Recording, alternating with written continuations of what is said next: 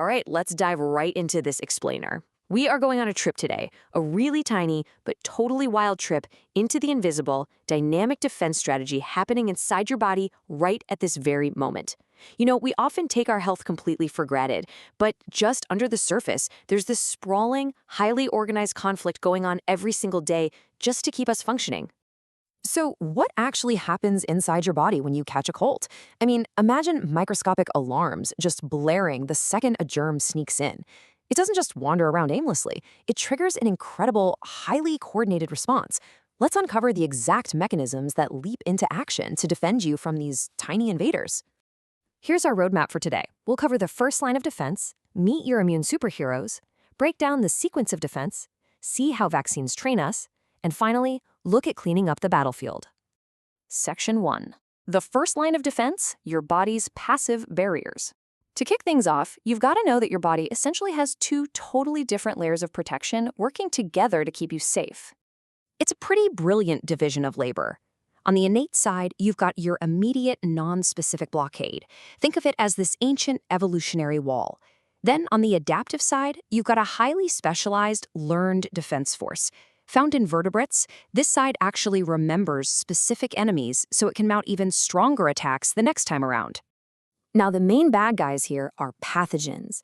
These are basically microscopic robbers, viruses, bacteria, fungi, that are constantly trying to break into the fortress that is your body. They carry little markers on their surface that scream to your immune system, "Hey, I do not belong here." But here's the thing, your innate immunity relies on good old-fashioned physics and chemistry. Long before a germ ever meets a white blood cell, it has to get past the physical wall of your skin. Or it has to survive getting stuck in the sticky trap of mucus in your nose, or it has to drop into the literal acid bath in your stomach. These barriers are there to block the robbers right at the front door. Moving on to Section 2, meet the immune superheroes, the active cellular defense force. So, what happens when a sneaky robber actually slips past those outer walls? That's when your specialized superhero task force takes over.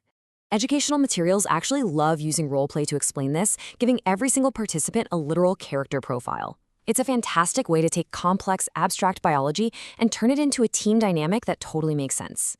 Using that superhero analogy, we've got the macrophage munchers. These are the big eaters that literally gobble up the germs. Then we have the B-cell blasters, shooting out targeted antibody nets to trap the threat. And you absolutely can't forget the T-cell trackers. They're the ultimate detectives, hunting down hidden invaders and calling in for backup. All right, Section 3, the sequence of defense, chronology of an attack. Because, it's not just a random free-for-all in there. There is a very strict order of operations. Timeline cards like these from an educational lesson plan really show how it all flows. What looks like pure chaos on a microscopic level is actually a highly logical, step-by-step counterattack orchestrated entirely by your body. It all starts with detection by your white blood cells. Then it escalates, right? The macrophages step up and literally engulf the invaders. And at the absolute peak of the battle, your lymphocytes start pumping out custom-built antibodies to neutralize the specific threat, leading to the total destruction of the pathogens. Section 4, how vaccines train us, correcting the misconceptions. Now that we know how the natural defense works, let's talk about how vaccines artificially train this superhero team. Because man, is this misunderstood by a lot of people. Get this, a study looked at online educational cartoons and found that less than 1% accurately showed how a vaccine actually works. Over a quarter of them incorrectly showed the vaccine directly attacking the virus itself, like the vaccine is some tiny microscopic sword. That is a massive misconception. So here is the absolute key takeaway. A vaccine is not a weapon. It's essentially a most wanted poster handed directly to your immune cells. It doesn't fight the germ, it just hands your body the intel it needs to prepare its own weapons. And it does this by using a harmless antigen. It safely shows your B cells exactly what the enemy looks like. This lets your body build up a whole memory library of antibodies without you ever having to go through a dangerous infection.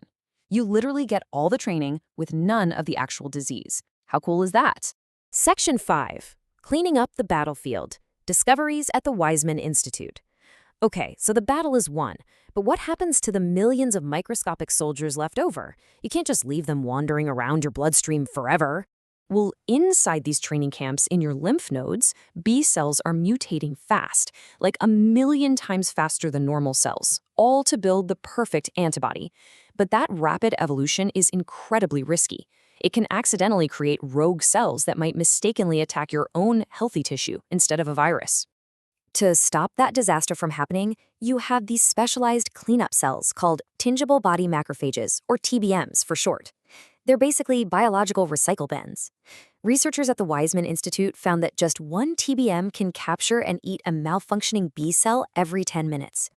And because your body makes so many immune cells, it takes roughly 30 of these highly efficient TBM sweepers to entirely clean out a single training camp in your lymph node.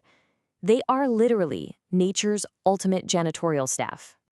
And here is where it gets incredibly elegant. The TBMs actually swallow these malfunctioning B cells alive. They grab them before they can break apart. Why? To make absolutely sure no toxic debris escapes into your system, because that scattered debris is exactly what can trigger severe autoimmune disorders like lupus. Learning about these microscopic cleanup crews leaves us with a pretty wild thought. If we can figure out how to make these internal recycling bins even more effective, what kind of incurable autoimmune mysteries could we solve next? The answers are quite literally hiding inside our own biology. Thanks for joining me on this explainer, and keep questioning the incredible world inside you.